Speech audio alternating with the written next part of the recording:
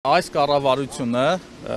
իր սխալները սրբագրելու, իր սխալների չխոստովանելու համար փորձում է խմբագրել մեր պատմությունը, փորձում է այն կյանքը, այն դժվարությունները, այն պայքարը, որ մենք ենք ունեցել, որի համար մենք արյուն ենք տվել, իր սխալները արդարացնելու համար փորձում է զրոյացնել դա եւ մեզ ասում է, որ մեր վերջին 30 տարվա պայքարը, որի գաղափարով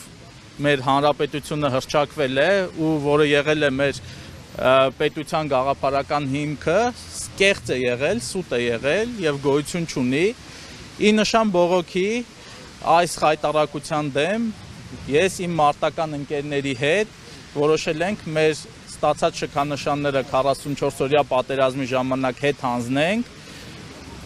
Մենք այս շքանշանները ստացել ենք 44-օրյա պատերազմի ժամանակ մարտական գործողություններին մի մասը հյուսիսային ուղղությամբ եղնիկներում մասնակցելու համար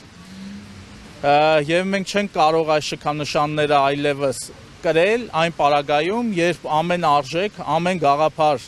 ամեն զոհողություն, որ դրված էր այս շքանշանների հիմքում, զրոյացվել է եւ մեզ ասում են, որ դա ուղղակի չի եղել, սխալմունք է եղել։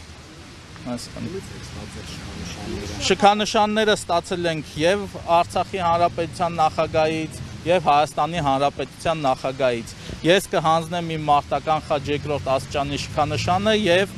մարտական ծառայություն շքանշանը։ Այս պահին 7 մասնակից կհանձնի։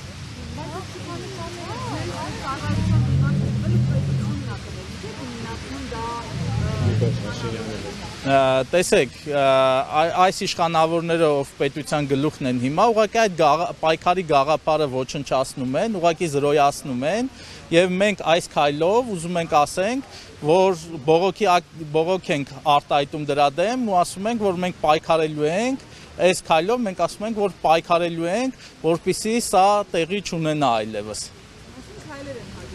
Այո, հաջորդիվ դուք կիմանաք արդեն։